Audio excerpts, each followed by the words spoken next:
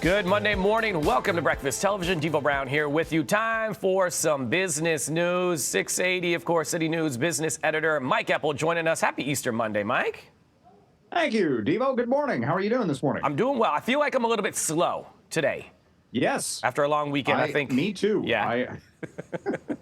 I was just saying, it's like this weekend actually went really quickly, running around too much.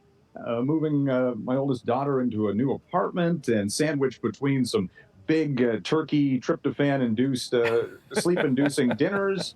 Yeah, it went by very quickly. And I was like, it's Monday morning. Okay, what's going on? What's happening in the world? You should have taken today off like the rest of the government, right? Apparently, yes.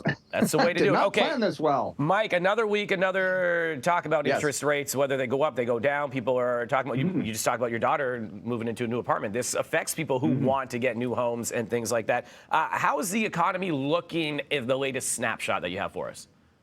I think we have so many mixed signals right now, Devo, because on one hand, you've got the labor market, the jobs data that we had Thursday last week from Stats Canada, showing another good month for job creation. Lots of people finding work, 35,000 in the latest monthly statistics. Unemployment rate down to 5%. Wage inflation.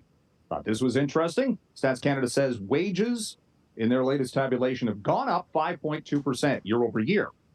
Okay, that seems to be skewing a lot to what companies are paying for restaurant service staff and other maybe lower income level jobs.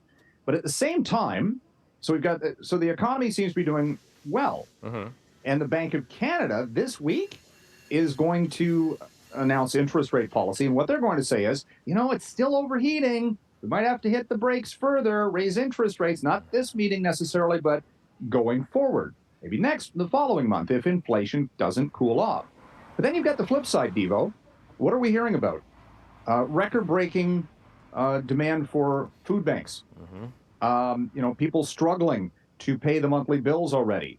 People dipping into their savings to pay the bills. So you got this strong economy, but these other signs that indicate that people don't have enough money, and then maybe that's because of inflation, and then the Bank of Canada wants to slow things down and actually hit the job market, which would theoretically make things worse.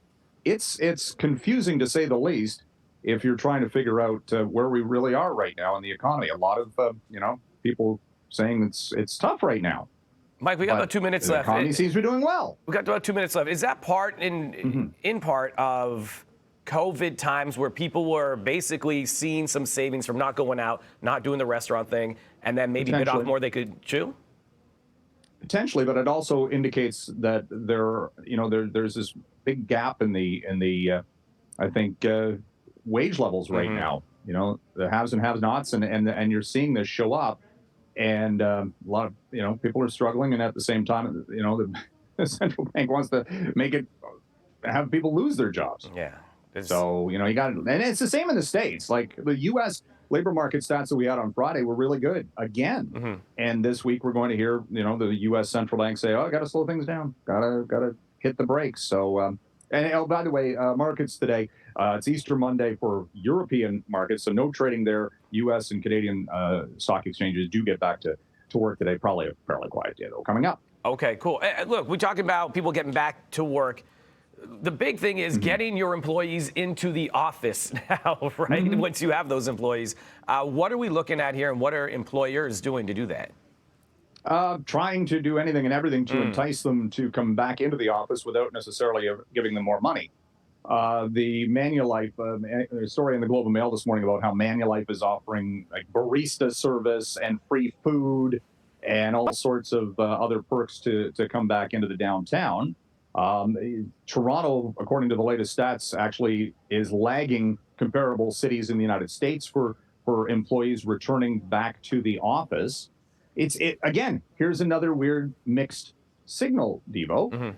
So the office vacancy rate in the city is at a 28-year low. People are not coming back to the office like they did before.